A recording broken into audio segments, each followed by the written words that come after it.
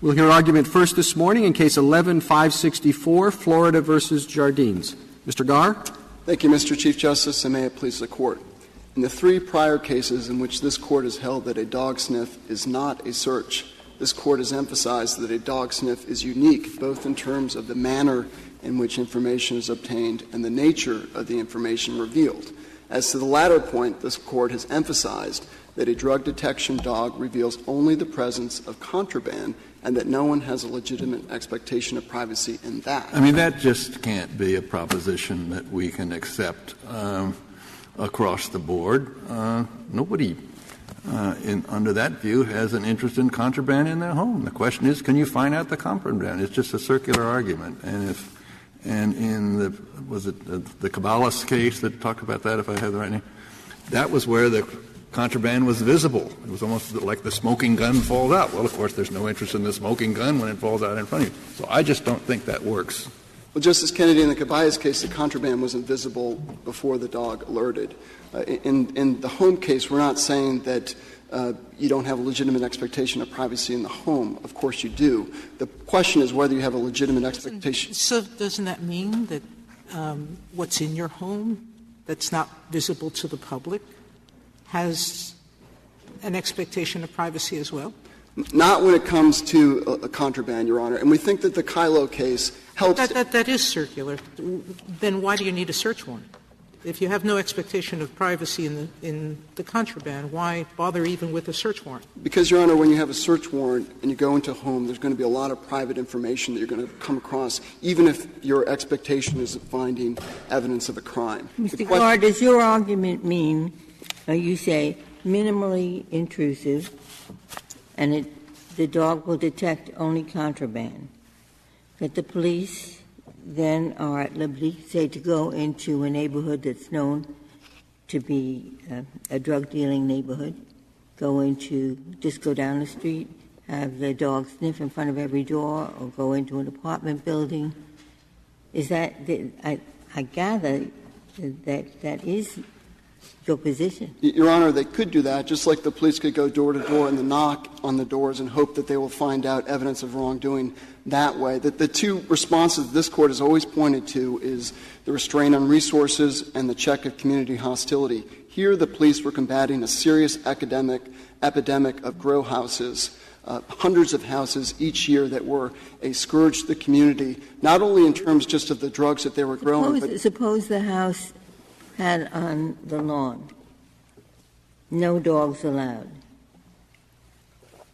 I think that would be different, Your Honor. It would be different, and that's a way in which the house is different than a car. Homeowners can restrict access to people who come up to their front door by putting gates or sign. Well, that's right, and there's such a thing as what is called the curtilage of a house. As I understand the law, the police are entitled to use binoculars to look into the house if the residents leave the blinds open, right? That's right. But if they can't see clearly enough from a distance, they're not entitled to go onto the curtilage of the house, inside the gate, and use the binoculars from that vantage point, are they? They're not, Your Honor. Why isn't it the same thing with the dog? This dog was brought right up to the door of the house. Your Honor, first of all, I think that as this case comes to the Court, the police were lawfully present at the front door. That was established by the courts below, and we don't think that they've challenged it here. That's at least true with respect to the police officer. The police officer could go up to the front door and knock and detect the smell of marijuana, just like Officer Pedraja did. Well, then we've taken an unrealistic case if that has been conceded, because it seems to me crucial that this officer went onto the portion of the house that as to which there is privacy, and used a means of discerning what was in the house that should not have been available. Well, I think the way within that space. I think the way that you would answer that question, Your Honor, is of course there's a curtilage that extends around the house and protects, in which a homeowner has a reasonable expectation of privacy. It's well established, we think, going back to the common law, that there is an implied consent for people, visitors, salesmen, Girl Scouts, trick-or-treaters, to come up to your house and knock on the door. Yes, but not implied consent for the policeman to come up with the dog. The only purpose of the dog is to detect. contraband. So you can say, yes, there's an implied invitation to the Girl Scout cookie seller, to the postman, even to the police officer, but not police officer with dog, when the only reason for having the dog is to find out if there's contraband in the house. Well, Justice Ginsburg, first of all, I think if the Girl Scout or the salesman or the trick-or-treater brought up a dog with them, there would be complied consent for that, too, at least as long as the dog was on the leash. I don't think the subjective — This is not any dog. This is a drug-detecting dog. No, that's right, but I don't think it changes the subjective purpose of why they brought the dog Why is that with an them. implied consent? That's a huge assumption. At least in the cities that I've lived in, you have to have a dog on a leash. And you don't give implied consent. If you're allergic to animals, you don't want dogs walking around at your door. Well, you could certainly put the no dogs allowed sign up front, and there would not be implied consent. But tell me why you presume that there's implied consent. Well, we start with the proposition that — You think homeowners freely let dogs just come into their apartment? I mean, there might be some homes that do. Certainly not in the apartment, Your Honor. This search took place. A dog walked up the same way that a salesman would and alerted at the front of the door. So we're going to treat it like a human being now? You're invited in to knock on my door? No, I think certainly this is true in my neighborhood, Your Honors. Neighbors can bring their dog up on the leash when they knock on your front door, and I think that's true in most neighborhoods in America. Homeowners that don't like dogs and want them off their property have a way to combat that, and that's putting a fence around it to say no dogs. So now we tell all dog dealers put up a sign that says no dogs? Well, they could, Your Honor. There's certainly houses that have that. But with respect Isn't to the it question — better just to assume that what's logical? I let people knock on my door because they have to say something to me. I don't let a dog come up to my door. I don't willy-nilly invite it to come up to my door. And I think, Your Honor, I think the reason why that doesn't work here is that if you ask that question with respect to the officer, I think it's well settled or accepted that police officers can walk up the front path, absent a sign or something, knock on the door. That implied consent, does that include them coming up and up to your porch and sweeping stuff into a garbage pan? I don't think it would, Your Honor. I think that we're talking about going up there, knocking on the door. The police officer can — Police officers can come there to knock on the door, but I thought you've conceded that police officers can't come there to look into the house with binoculars, right? With binoculars. When the purpose of the officers going there is to conduct a search, it's not permitted. If the purpose of the police officer here, for example, was to walk up to the house, hope that they answered the door, or hope that once that they were up there they would smell the odor of marijuana, as Officer Pedraja did, that would not convert it into a search. There was no invasion, physical invasion. It's true, but if you're looking at expectation of a reasonable homeowner, imagine that you have a home, a long driveway.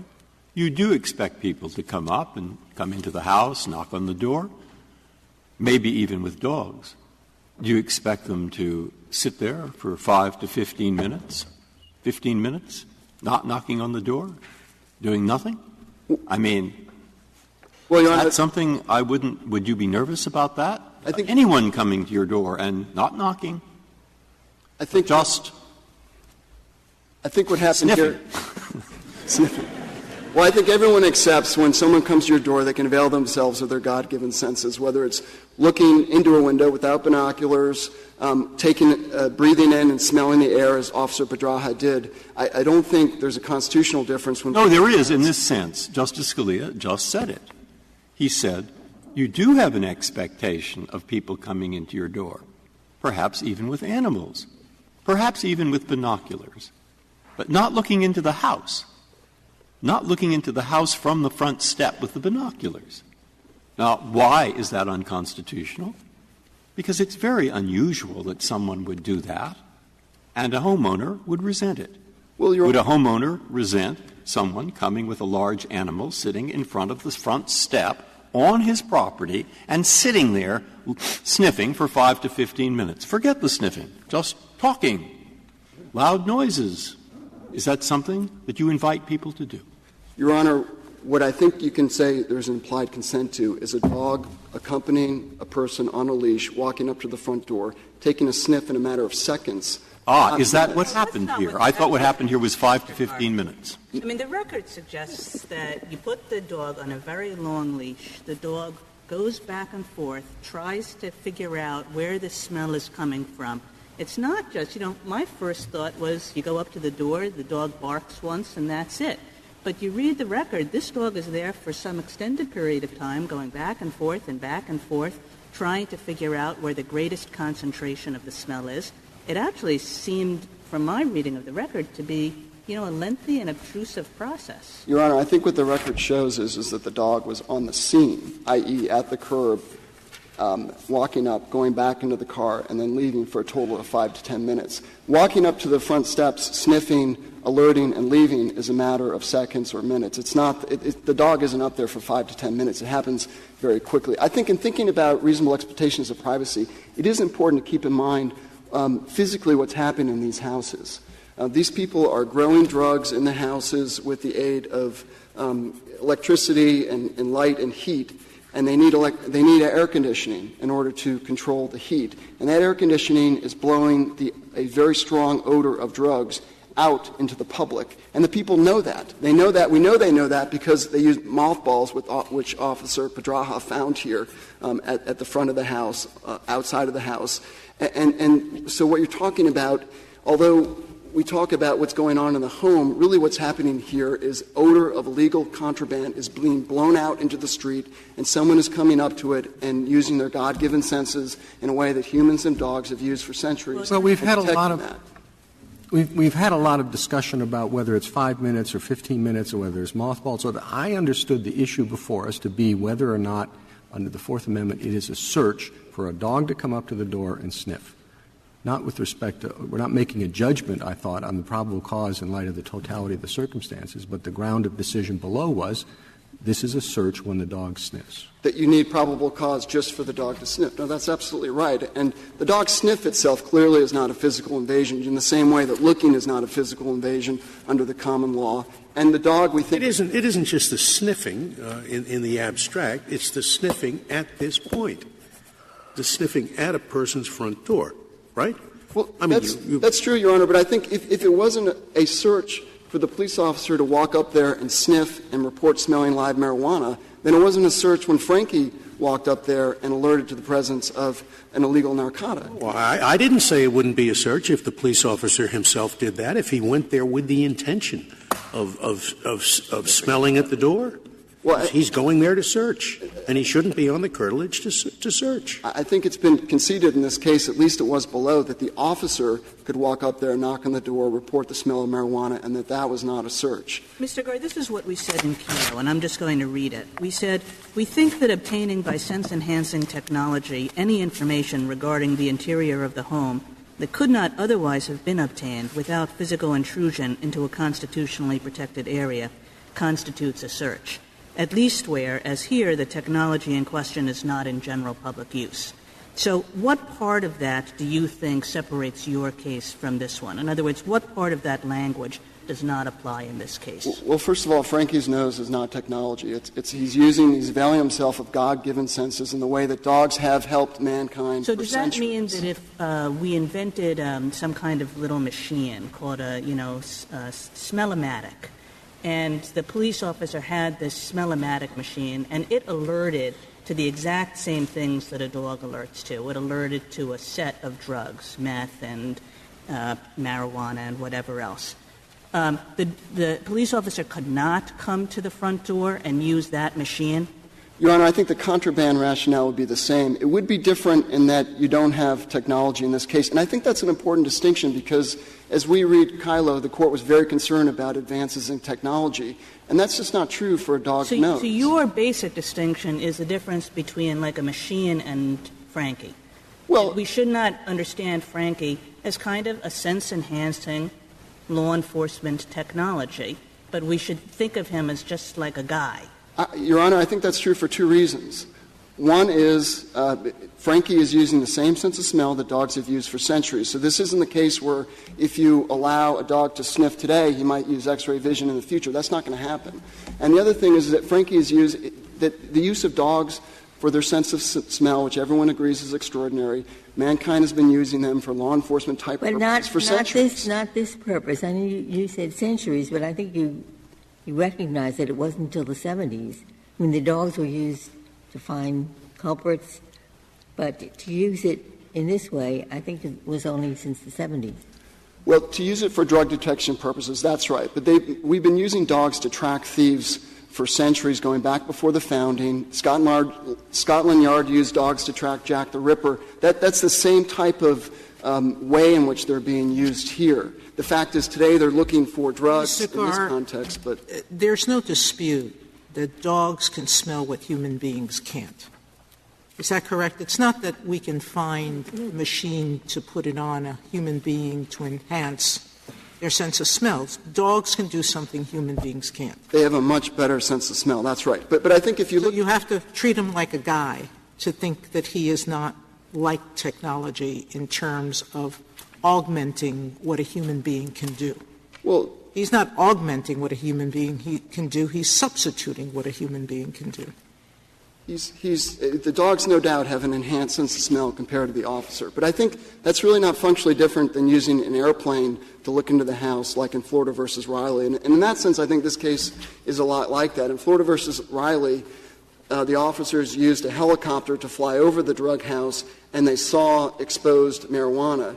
Here, you're using the drug detection dog to smell the odor of marijuana that is being pumped out of the house into the street. And the people who use the house know that. They know that. And we know they know that because the mothballs were present. Mothballs are a masking agent.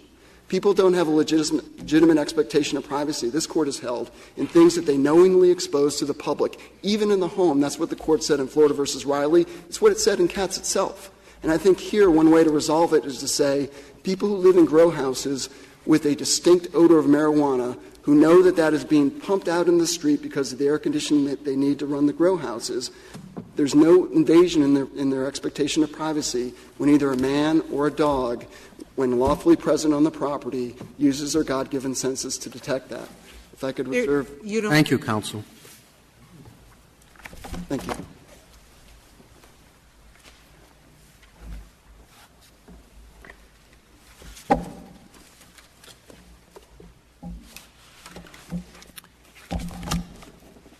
Ms. Saharsky? Mr. Chief Justice, and may it please the Court, I'd like to array to 2 points that respond to the Court's questions. The first is the question of whether the officer and the dog were lawfully in place, whether they could approach the front door, was conceded below, and as the case comes to this Court, that is not an issue before the Court. And I want to make sure that the Court has I didn't understand the concession to be that the police could come to the door with the dog, the sole purpose of the dog being to detect contraband. Well, let me give the Court specific citations on that. The Court of Appeals, the Florida Court of Appeals, found that the dog and the officer were lawfully in place. That's JA pages 104, 105, 112, 116, and 120. Before the Florida Supreme Court, at oral argument, Respondent conceded that there was no reasonable expectation of privacy in the porch, and the Florida Supreme Court accepted that concession. That's Petition Appendix, page 31, also noted by the dissent in pages 78 to 79. In the brief in opposition to cert, Respondent said that the police could approach the front door for a knock and talk and made no separate argument about the dog presence there making it not lawful. So as this case comes to the Court, it is with the dog and the officer lawfully in place at the front door, approaching the front door just like any Girl Scout, trick-or-treater, or anyone else could. And just to respond, Justice Ginsburg, to the questions that you raised, the police officer's purpose in approaching the front door does not mean that the officer can't come to the door. The Court has said in many contexts that officer purpose doesn't matter, and it doesn't matter if the officer is looking for a lost child. So you're agreeing with Mr. Carr that the police could take a dog and go down every house on the street, every apartment in the building? Well, assuming that the police can lawfully be in the place that they are going with the dog, which is conceded here. The house just like this house? If they're approaching the front door using the normal path, because the dog only detects contraband, yes, they could be used in those circumstances, but that's not happening. There have been justices who warned about that. Any home anywhere, and we should say that that's okay, and we can say it's okay because the government won't use it. There are justices that have warned about this for over 30 years, and these problems have not come to fruition. There are restraints on police resources. There's the potential for community hostility. If you look at the cases that have arose in the courts of appeals. Maybe because this court has dealt with an item that was seized before, a piece of luggage, a car. They have not dealt with the dog sniff in the context of a home. It's not seized. But in Caballos, where admittedly the court did not decide the specific issue, it distinguished the case of Kylo as saying that that was finding out about lawful activity in the home, and that the critical distinction between Kylo and the dog sniff in Caballos is that a person does not have a reasonable expectation of privacy and confidence. I just, again, as I told Mr. Garre, I just can't accept that as the premise for the case. The argument we're having about whether there is a reasonable expectation in society generally, whether or not the police, because of limited resources, are not going to have dragons, that's all fine.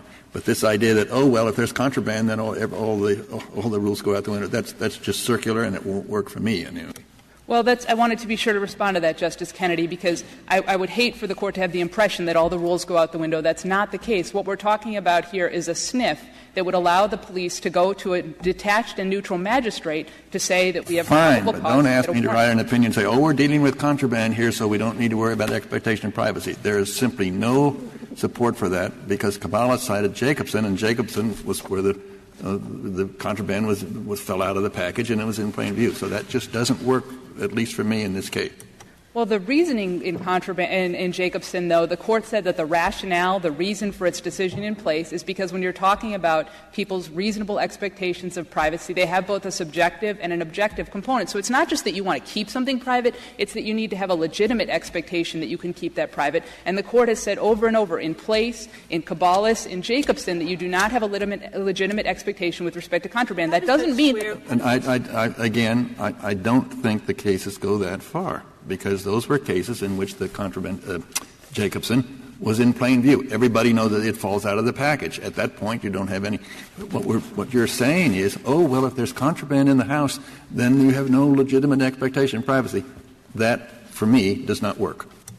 What we're trying to say, Justice Kennedy, is not that you lack any privacy expectation in the home. That's why you need to get a warrant before going into the home. All the dog sniff allows is for the police to try to go to a magistrate and establish probable cause to get a warrant. That's fine. We can talk about reasonable suspicion. That's all okay. How does what you're saying, Mr. Harsky, square with Caro?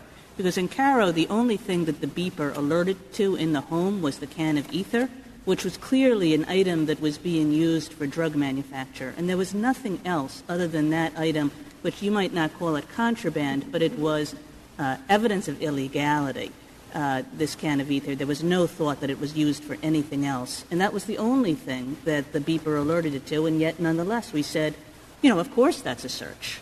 I think that my answer touches on the point that you made, which is it was not contraband. The police thought that it might be evidence of a crime, but the court did not say it was contraband. And actually, there was a discussion at the oral argument where defense counsel made very clear that ether has many lawful uses. That makes it different from what the court considered in Place. This came after the court's decision in Place. Not lawful uses in somebody's house. I mean, maybe lawful uses in a factory or in an operating room, but nobody has cans of ether in their house unless they're making drugs. Well, with respect, Your Honor, the defense counsel, I think, correctly suggested in the Carroll oral argument that, in fact, there are lawful uses in photography labs and houses and the like. He actually had an expert that came to the suppression hearing in that case and testified about the various lawful uses of ether in a house. So I think as the argument came to the court, the government was not making an argument that that was contraband or evidence of a crime. The government was just saying, it's very limited information because we had already tracked the ether to the house, so you weren't finding out much. And the court said basically what it said in Kylo, which is it might not be much, but it's still about lawful information activity in the house, and that's protected. But in Caballos, the court came back and said, sure, we've said Kylo, lawful activity in the house,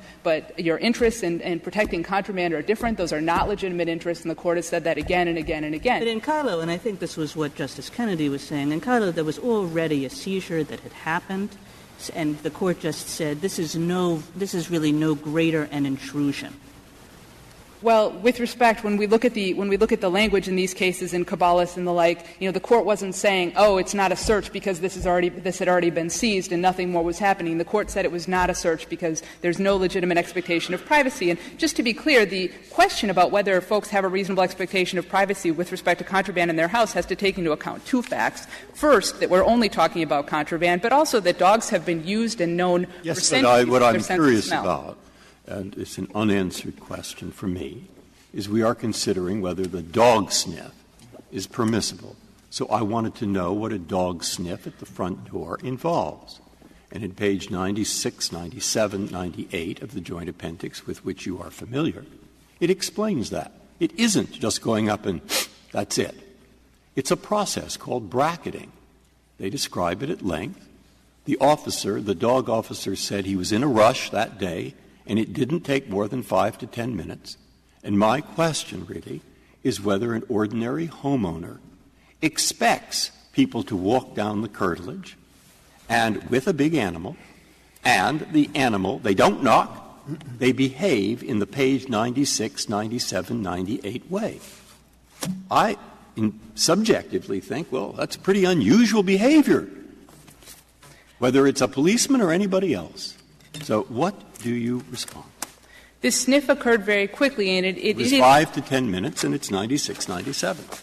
Right. I think the 5 to 10 minutes, like counsel said, it was the whole process of bringing the dog up to the door, et cetera. The sniff happened very quickly, but putting that to the side, what the dog is doing is sniffing things that have been exposed to the public from inside the house, smells that the officer himself could smell in plain smell. And the court has said in other cases, like in Place, that what the dog is doing is very limited in scope. It happens very quickly. There's no physical invasion. It's something that actually this court has said in Flora versus Royer is something that we want officers to do because it — Could I follow up on Justice Breyer's question, because it strikes me as a little confusing?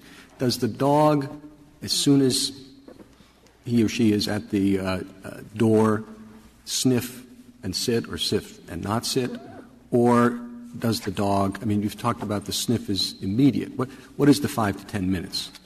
The 5 to 10 minutes, as I read the record, was the whole process. The dog sniff, I think, took seconds or maybe a minute or 2 minutes. And the whole process is what?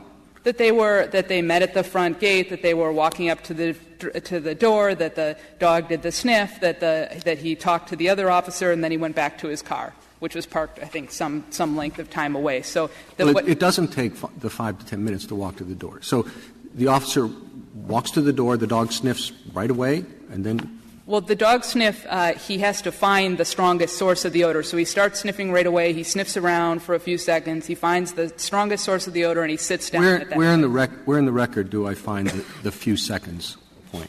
Well, I think probably the sites that Justice Breyer gave are the sites that describe it. So I'm not sure that there's something more specific than that. Thank you, counsel. Thank you.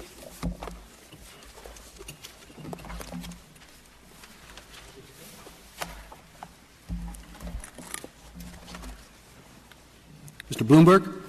Mr. Chief Justice, and may it please the Court. Police officers taking a narcotics detection dog up to the front door of a house is a Fourth Amendment search for two distinct and separate reasons. First, when police reveal any details inside a home which an individual seeks to keep private, that is a Fourth Amendment search, and that is exactly what a narcotics detection dog is doing, revealing details in the home the individual seeks to keep private. That's your first reason, and I don't want you to be deterred from giving us the second. But if we can concentrate on that for a minute, that seems to me a proposition that's equally unacceptable to what the government is saying, that you have no interest in contraband. The police often, when they have ordinary conversation with people, want to find out details of what that person is doing, where the person lives, what goes on in the house. Hello, have you had a nice time at the park today? I say, you're coming home with your children. Is this where you live? This is all routine conversation that we always have in order to try to find out what people are doing, what they're like, where they live. So I think this statement, and you repeated it quite accurately from what you have at page 16 of your brief, just goes too far. Our decision established that police action which reveals any detail an individual seeks to keep private is a search. That is just a sweeping proposition that, in my view, at least cannot be accepted in this case. I think it's just too sweeping and wrong. Justice Kennedy, I would add a few words to the end of that statement. Anything that an individual seeks to keep private in the home. And that's the difference. Your hypothetical about conversation. Certainly a police officer can talk to someone and ask them questions about the police officer talked with somebody at the police station or walking down the street about what their occupation is. Do they work at home? They're trying to get information. That's perfectly legitimate. Certainly, but in that hypothetical... Well, then your broad statement simply does not work. Yeah, suppose you have someone who has been guilty of a crime. He has the body. He's committed a murder, and he has the body in the home. He certainly wants to keep that private, right? And he foolishly and mistakenly leaves the blinds open in the room where the corpse is lying. And a policeman at a great distance has a telescope, and he looks through the blinds and he sees the corpse. Can the police go into the home? In that situation, the person inside the home has knowingly exposed what is inside the home. He hasn't knowingly. He was careless. Well, but I understand under your hypothetical. He certainly wanted to blinds open. He wanted to keep it private.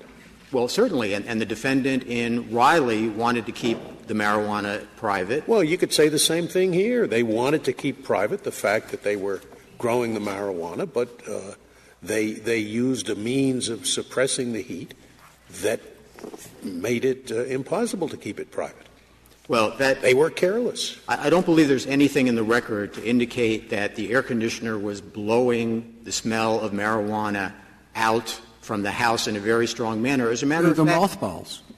There were mothballs there, and Detective Bartelt, the dog handler, that was standing at the front door as well, testified without contradiction or without hesitation he didn't smell anything. So if Mr. Garr's representation about an air conditioner basically blowing the smell of marijuana outside the house so that anybody would smell it. What were the mothballs there for? The mothballs presumably were there to mask the smell of an odor coming from the house, manifesting an expectation of privacy. Well, that's my question. Are we talking about the expectation of privacy in the marijuana or the expectation of privacy in the odor? The expectation of privacy in the details, what's going on inside your house. Well, no, that can't be right, because if you're letting smoke out that I don't know, from the burning of the body or something, you don't say, well, because he's trying to conceal that, you can't rely on the smoke. But that's knowingly exposing what's inside your house. Well, I guess the question here is if you appreciate the fact that the odor is coming out to the extent that you're going to put mothballs all around the house, it seems to me that you may have an expectation of privacy in the marijuana plants, but you don't have an expectation of privacy in the odor because you're emitting it out into the world, and it's the odor that was detected. But assuming that's what the mothballs were there for, that's to keep the odor inside the house so that the public cannot detect that odor unless you go but that's there. like saying you put the drugs in a bag to protect them from observation outside, but you use, a clear bag rather than a, opaque one or something. You weren't very successful. But you said, assuming that's what the mothballs were there for. That is what they were there for, isn't it? There's no other reason than. There's really no evidence in the record as to the only people who testified at the hearing on the motion to suppress were the two police. Well, I think your first reason is so broad. It is clearly incorrect. It's so broad. You ought to go on to your second reason. Yes, I was going to ask for your second point. Well, when a police officer takes a narcotics detection dog up to the front door of the house, that is also a Fourth Amendment search because that is a physical trespass upon the constitutionally protected area of the curtilage. We've had hundreds of years of trespass cases in this country and in England. Do you have a single case holding that it is a trespass for a person with a dog to walk up to the front door of a house? Well, there are cases that go back to I'm sorry I don't have the citations, but there are cases in the 1700s that establish that basically a dog running onto someone else's property is a trespass. Well, that really wasn't my question, was it? I thought your question was if a dog comes on to If a dog on a leash is brought up to the front door of a person's house, was that a trespass at the time when the Fourth Amendment was adopted? If it was without the consent of the homeowner, yes. And was a trespass. What is the case that says that? I do not have the case. You're assuming the conclusion in these things. I mean, I thought since Katz, the rule has been whether the homeowner has a reasonable expectation of privacy which is infringed or violated or interfered with when the government acts. So it's a question of does he have that reasonable expectation. So now we're back to exactly where we were. Your opponents say, no, there is no reasonable expectation of privacy. Well, protect a person with a dog coming up to the door and going, all right. Now, your response to that is what? My response to that is that does violate the resident's reasonable expectation of privacy. And then the question was, as Justice Alito put it, why? He says we go back to the 17th century as far as you want, and there is no law that says there is any kind of expectation in a homeowner that a person won't walk up to the door with a dog on a leash and sniff, which is, he says, which your opponents say is what happened here. And your response to that is? My response to that is that any entry onto private property in the 1700s was a trespass, was the tort of trespass, unless it was with consent. What about, Mr. Blumberg, the government cited many pages in the record. I just took the first one. The petition, appendix to the petition 104 and 105. The court said the officer and the dog were lawfully present at the defendant's front door, and we were told that that was conceded by you a number of times. Absolutely not, Justice Ginsburg. What I said in the Florida Supreme Court, I was given a hypothet about an officer coming up by himself without the dog to knock on the front door and talk to the homeowner. And I said that I conceded that would not be a violation of a reasonable expectation of privacy, and this Court has stated as much in Kentucky v. King. And then the Court said to me, what's the difference? And I said, the dog. And that's exactly what I'm saying here. Okay, so if that's clearly, you do concede if the police officer walks up to the door, smells it himself, no problem there. Is that right? If the police officer is knocking on the door, part of a knock and talk, yes. But if the police... But smells it himself, so there's no problem there. So the difference is the dog. So what difference does the dog make? Suppose the dog were not doing this 10-minute bracketing that Justice Breyer was talking about. Suppose this really were a very simple procedure.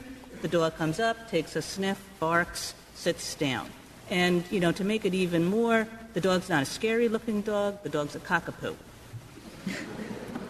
So just like, your neighbor with his cockapoo walks up to your door all the time, that's what this police officer has done.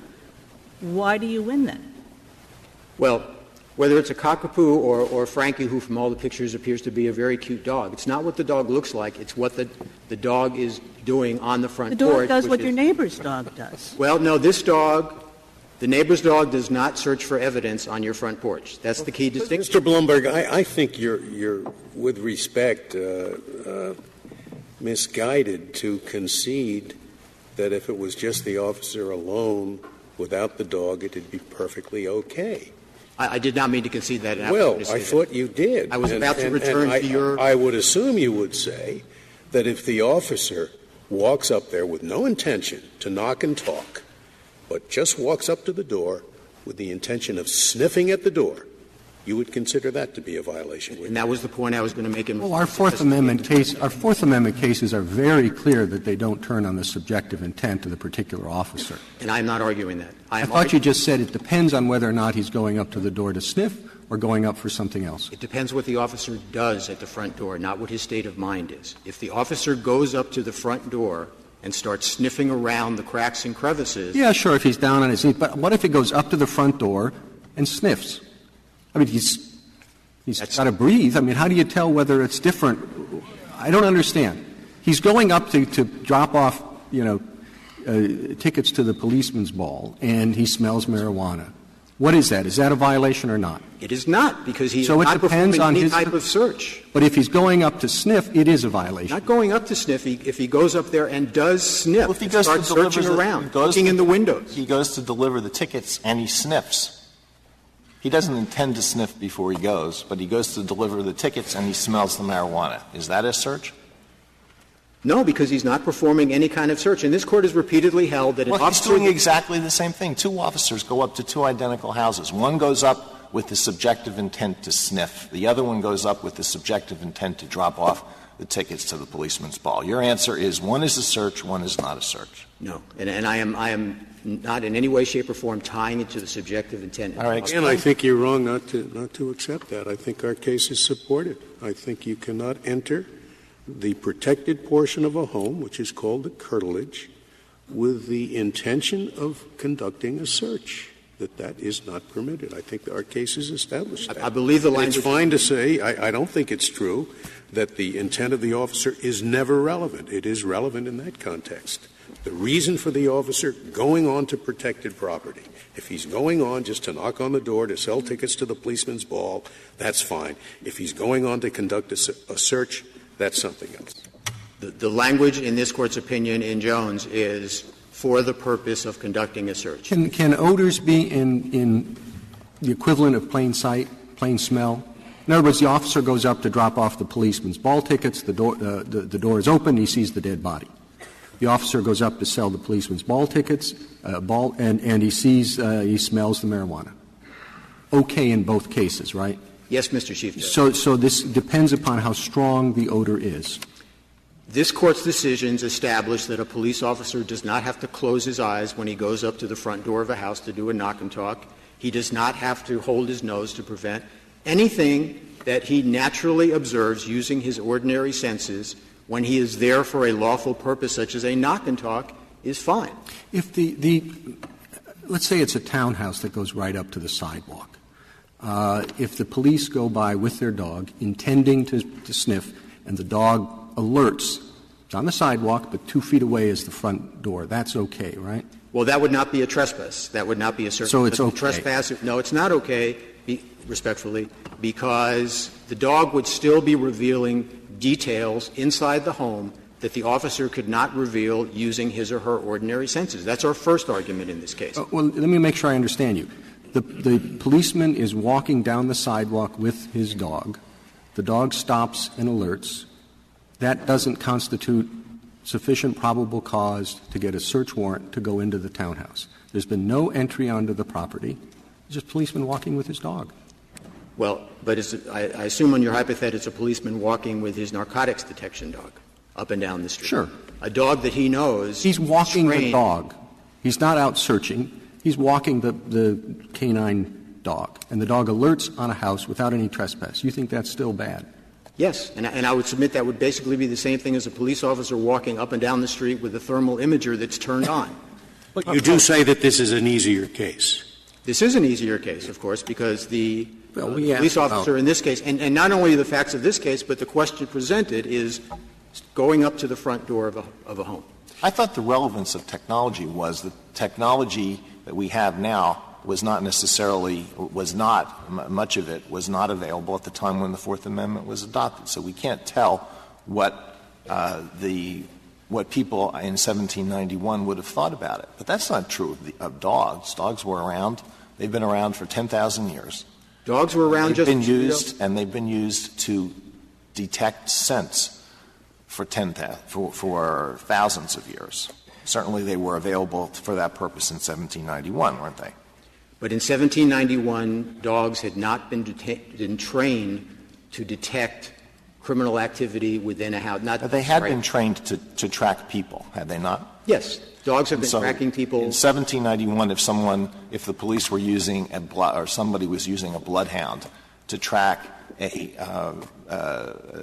someone who was suspected of a crime, and they used the bloodhound to track the person to the front door of a house, would that have been regarded as a trespass? Yes, I believe it still would. And what's the case that says that? Well, I do not have a case that says that taking a bloodhound up to the front door of a house would be a trespass. But if you analyze it under the definition of what a trespass is, it's an unlawful entry onto private property without consent of the homeowner. And there's no implied consent, actual or implied consent. I don't believe a homeowner back in the 1700s impliedly consented to police coming up to the front door of his house with a bloodhound. Are there Even cases that say that the implied consent exists only where the person is coming to the door for a purpose that the homeowner would approve if the homeowner knew the purpose of the person coming to the door? The specific doctrine is implied consent by custom. And so you look to what is it customary for people to accept in terms of people coming onto their property. How is that different from what Justice Breyer, I think, correctly indicated our inquiry is whether there's a reasonable expectation of privacy? In a way, that's circular, because if we say there is, then there is. If we say there isn't, then there isn't. But if we're looking at community values in general, isn't it a reasonable expectation of privacy? It's very similar. The two doctrines are very similar. Whether you're saying it's a violation of a reasonable expectation of privacy, it's Justice Breyer. Let me ask this. I think I know your answer would be, suppose the policemen have little microphones on so they can talk into their radio, the microphone in their lapel. Suppose the policeman goes to the homeowner and he has the microphone in his lapel on so his partner can hear the conversation and the two of them talk about it later. They're talking to the homeowner. Is that an unlawful search? If the homeowner chooses to engage in conversation with that officer and his conversation is overheard on the microphone. It doesn't occur to him that mic is on. But again, when you talk to the police officer, that's a reasonable possibility. That's not a reasonable expectation of privacy, that if you talk to a police officer, that might be going out to another police officer that's in the car down the street. But there's no homeowner does not. But maybe it is a reasonable expectation, maybe it isn't. I frankly think that might be harder than the dog case, or that you can make a stronger case for a reasonable expectation of privacy. If the homeowner is making a lot of marijuana with odors coming out, he knows that a dog or a person might smell it.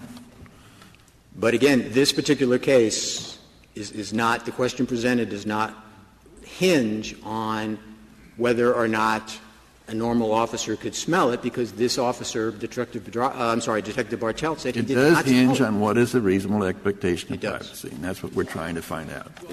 I'll look at this later, but I'm rather surprised. My understanding of the case law was the Chief Justice's, and I thought what you're supposed to look at is the behavior of the individual, the police officer, who comes to the door or looks into the house, not his subjective motive. Now, as we just heard, you said, and with support here, that Jones changed that. But I don't know what in Jones changed that. Jones was the case where the police did, in fact, go to a person's car and physically put something in it. That's something that tracked. That's behavior. Correct. That isn't their But the purpose. definition. So what is it in Jones that said what we're supposed to look at is not behavior, but the subjective intent of the officer?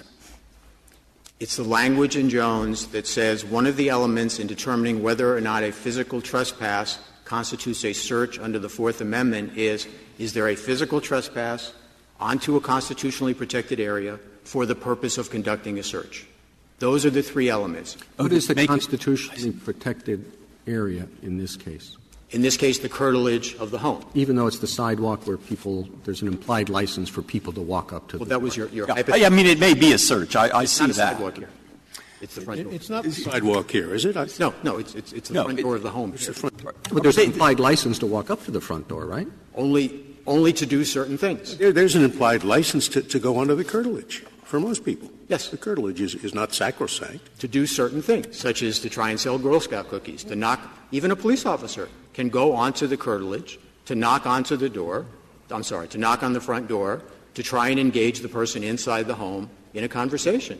Could we go back to the concession that was asked of you, what you conceded in the Florida court or didn't? Have you conceded that the police officer, sans dog, if he had come up to the door and knocked, that would have been permissible, that was not a search or seizure? If what the police officer was doing at the front door was a knock and talk. That was the law. Did he have a right, under the facts of this case? He had been told that in this house they were growing marijuana by a confidential informant. Assume that's all that he had. would he have had a right to walk up to the door, knock on it, and start asking questions? Without the dog? Son's dog. Yes. Yes, that's Kentucky versus King, I believe. All right. So you are conceding that he had license to walk to the door and ask questions. There's implied consent for a police officer to go up to the front door, knock on the door, and attempt to engage the person in the house in conversation. And why is that? Open the door. Why is that? If you took a poll of people and say, do you want police officers who suspect you of possibly engaging in criminal conduct to come to your front door and knock on the door so they can talk to you and attempt to get incriminating information out of you, would most people say, yeah, I consent to that? In terms of consent, again, it's implied consent by custom. And I think at this point, it's customary for people to expect that police officers may come to your front door and knock on your front door to try and talk to you. You don't I guess talk the to them. bottom line is that are you taking – it sounds to me like you're saying there's no implied consent to bring a dog onto my property. Absolutely. Absolutely. And certainly not narcotics. Mr. Garr said differently, that there's an implied consent for your neighbor to bring the dog up for anyone else but a police officer. Is that what you're saying? There's an implied consent for anyone else, or there's no implied consent, period? I think a strong argument can be made that there's no implied consent for anyone to bring a dog up to the front door of your house, because as you pointed out, a lot of people don't like dogs, and some people are allergic to dogs. I thought you were talking about a dog trained to detect contraband. Yes. Not just any We are, dog. but I believe the hypothetical was just any dog. But certainly when it's a dog trained to detect contraband, there's no question that no one impliedly consents to that happening, and there's no question, as Justice Breyer pointed out, that a homeowner has a reasonable expectation of privacy that that's not going to happen. I don't think draw a distinction between dogs that are not drug detection dogs and ordinary dogs. Would you draw the same distinction between a police officer who is not expert at detecting the smell of methamphetamine and a police officer who is expert at detecting the smell of that drug? In terms of the right of that officer to come up to the house and knock on the door? Front door, yeah. No, there wouldn't be any distinction of that. You impliedly consent, and you have no reasonable expectation of privacy that any type of police officer is going to come and knock on your front door and try and talk to you. Not a police officer. Policemen have to know how to behave.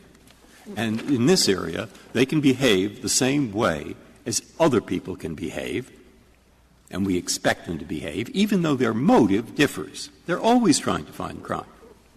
That's what I thought the law was.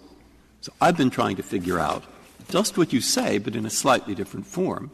Do people come up to the door with dogs? Yes. Do the dogs breathe? Yes. Do, in fact, policemen, like other people, come up and breathe? Yes. Do we expect it? Yes, we expect people to come up and breathe. But do we expect them to do what happened here? And at that point, I get into the question, what happened here? And I'd be interested in your view on that. And just to clear up the factual, I don't believe that what happened here in terms of the use of the drug detection dog took 5 to 15 minutes. It didn't take 5 to 15 minutes. It certainly took, I would say, at least 1 or 2 minutes, because what happened, and again, this is on 96, 97, and 98, the officer goes from the street over the curb up to the front door of the house with the dog basically dragging him up to the front door of the house. They go up this walkway, and the picture of the home is in the appendix to the brief, and then the dog crosses into the alcove, the area right in front of the house, and once he gets in that area, the dog starts violently bracketing back and forth, pulling on the leash. The dog handler testified that the other officer had to stay back because it was so violent that people could get knocked down by what's happening. And for a period of time, the dog goes back and forth, and then at some point goes to the crack on the bottom of the front door, sniffs that, and then the process finally stops. He sits down. So that's factually what happened. Mr. Bloomberg, the Florida is the appellate court, the Court of Appeals, did say that the officer and the dog were lawfully present. But you say you didn't make that concession. Well, and I did not make that concession, and No, I certainly did not concede that, but the Court found that. And that's the point I wanted to make. Both courts in Florida squarely addressed that issue, Justice Ginsburg. There is a whole section in the opinion in the Third District Court of Appeals saying the officer and the dog were lawfully present. That section doesn't go, defense counsel concedes that issue. That part of the opinion goes, we find that the officer and the dog were lawfully present. So it's squarely before the Court. As a statement of Florida law? I'm sorry, I didn't hear the beginning. Do we not have to accept that as a statement of Florida law?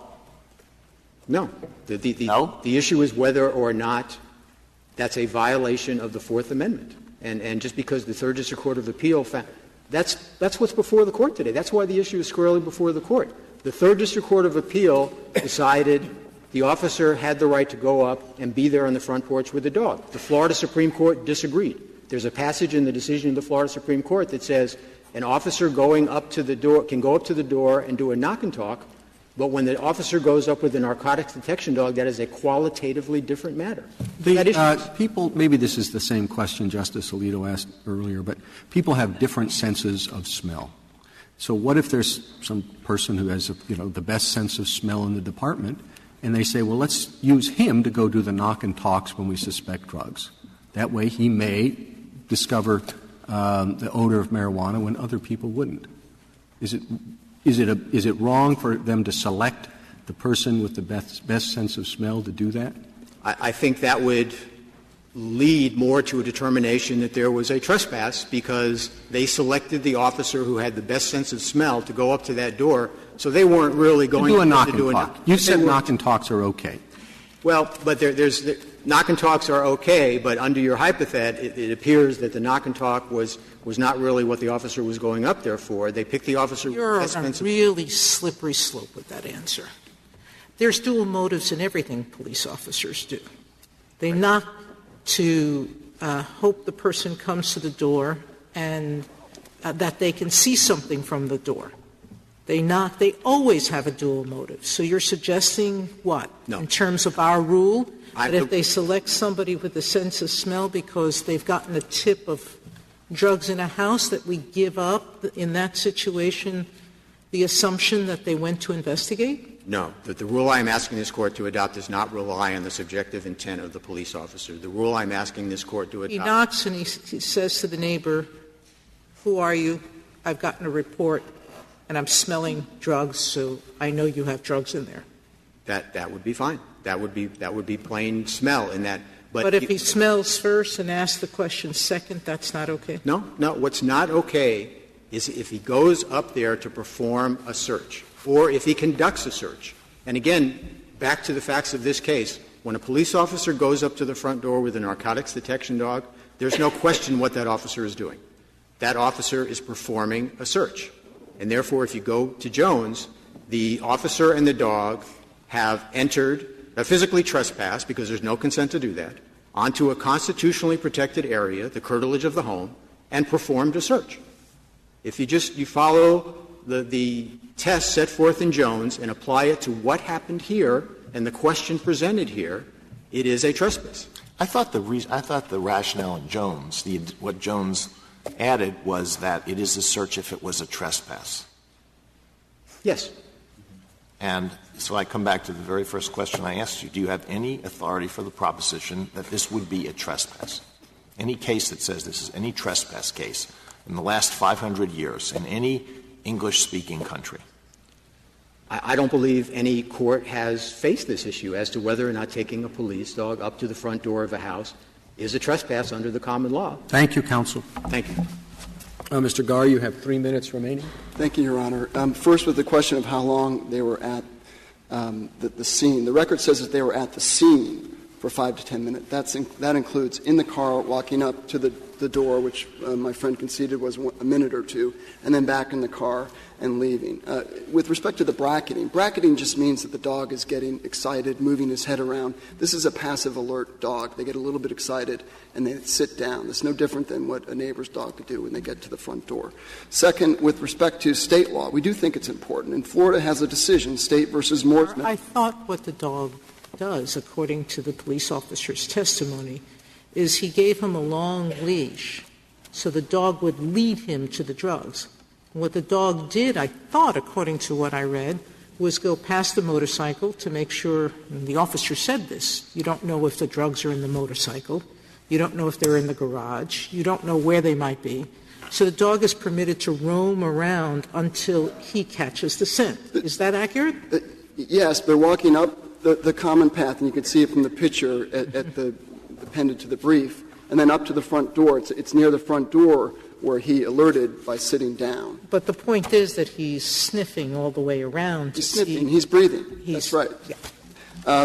With respect to state law, State versus Mormon, 394 South 2nd, 408 at 409, this was a case that came up during oral argument in the Supreme Court. It says that under Florida law, there's no reasonable expectation of privacy in the porch, taking into account that visitors and salesmen can come up to the front door, and I think that's pertinent here. Justice Kennedy, if you don't like the contraband rationale, then I hope you would consider the knowingly exposed to the public rationale. Here, the record does show that drug houses do vent the stuff outside. It's page A48 of the Joint Appendix. That's in the warrant where they talk about what the air conditioning unit does to the scent of marijuana in the house. We know that they knew about that because Officer Bartelt came across the mothballs. That's on page 100 of the Joint Appendix. Outside of the house, the mothballs were outside of the house, which means that they knew that the outers were outside. I think, Mr. Gard, that you have to concede that this is a case about police use, call it a technology, call it a whatever you want to call it, of something that enhances what normal people can sense. And then the question becomes, do you have a reasonable expectation of privacy in basically people just having their normal senses rather than some technique or method or technology that enhances those senses? So that your implied consent or expectations about your neighbor might differ fundamentally, if the neighbor comes and knocks on your door, or if the neighbor brings his magnifying glass and his microscope and everything else and starts testing everything around it. You might say, no, I'm not there for that. Well, and I think that gets back to our point that this is a dog that's been used by humans for centuries by scent, and in that respect is quite different than the helicopter that was used for aerial surveillance in Florida versus Riley. Thank you, counsel. Counsel, case is submitted.